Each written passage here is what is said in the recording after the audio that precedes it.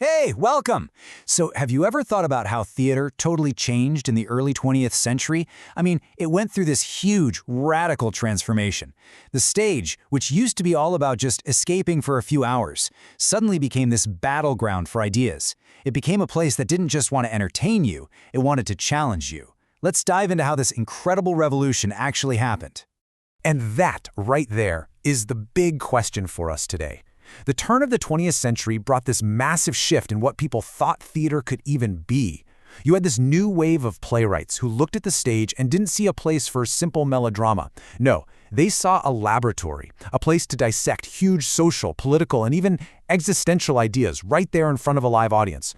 Now, for this journey, our main guide comes straight from some fantastic study materials on modern theater. They were prepared by the Department of English at Odisha State Open University. We're going to be breaking down the core insights from this academic work to really get a handle on the key people and ideas that completely transformed the stage into the kind of thought-provoking drama we know today. Okay, so first up, let's look at this fundamental change. Before this period, theater was mostly about distraction. But as the world moved into the 20th century, a new generation of writers started asking for more, a lot more, from their art and from their audiences too. This little chart just captures the whole revolution perfectly, doesn't it? 19th century theater was all about spectacle, right? Big, dramatic melodramas with crazy plots designed to help you just forget about reality. While modern drama completely flipped that script. The goal wasn't escapism anymore, it was engagement.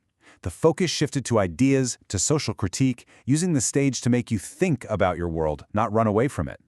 And this change didn't just happen in a vacuum, of course. It was fueled by this whole wave of artistic movements sweeping across Europe.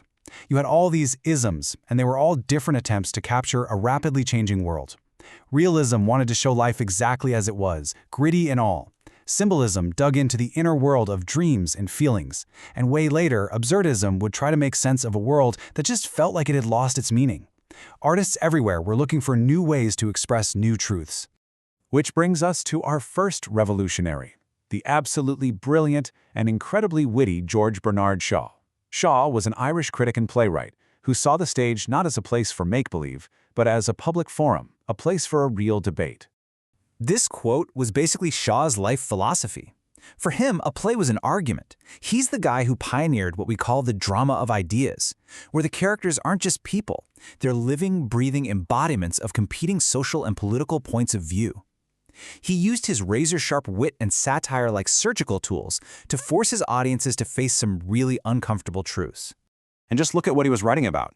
In Mrs. Warren's Profession, he gets into the hypocrisy around prostitution, basically arguing it's an economic problem, not just a moral failing. In Pygmalion, which you probably know as the musical My Fair Lady, he completely tears apart the British class system. And in Major Barbara, he puts the very concepts of charity and morality on trial. So the point is, with Shaw, you left the theater arguing with your friends, not just clapping.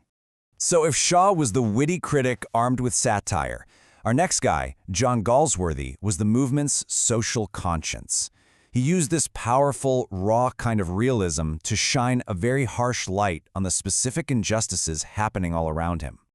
And this is what really set Galsworthy apart. He wasn't just pointing out problems. He was using the raw, emotional power of his plays to demand solutions. He wanted his plays to be tools for social reform, designed to shake audiences out of their seats and get them actively engaged with the issues. And believe me, his plays hit hard. Justice was this harrowing look at the legal system, and it was so powerful it's actually credited with helping to bring about real prison reform in Britain. I mean, wow.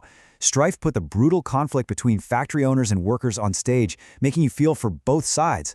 And The Silver Box was a masterclass in showing how the law treats the rich and the poor in completely different ways.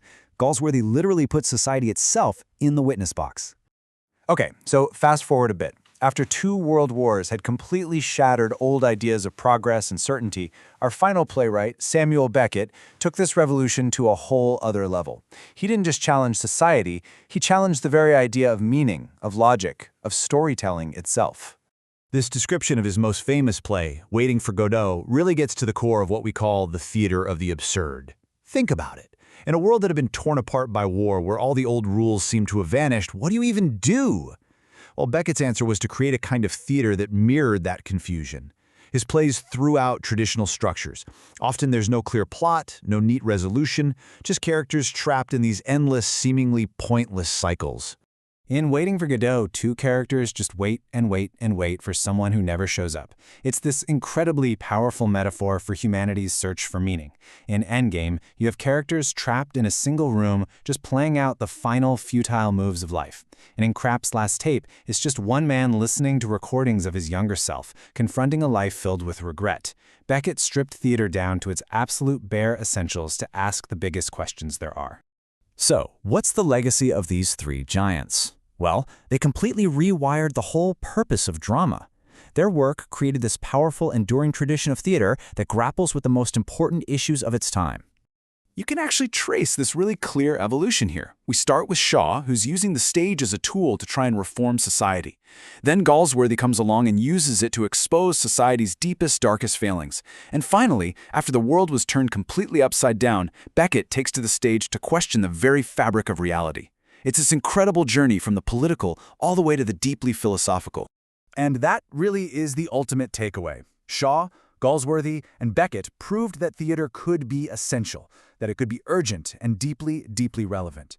They gave us a stage where we could finally confront our world, our systems, and ultimately ourselves. And that kind of leaves us with one last thought. Their revolution is still going on. The question they all asked, what is theater for, is a question that every single generation gets to answer for itself. So, what are the big debates, the injustices, the existential questions that our theater should be tackling right now? It's something to think about. Thanks for joining me.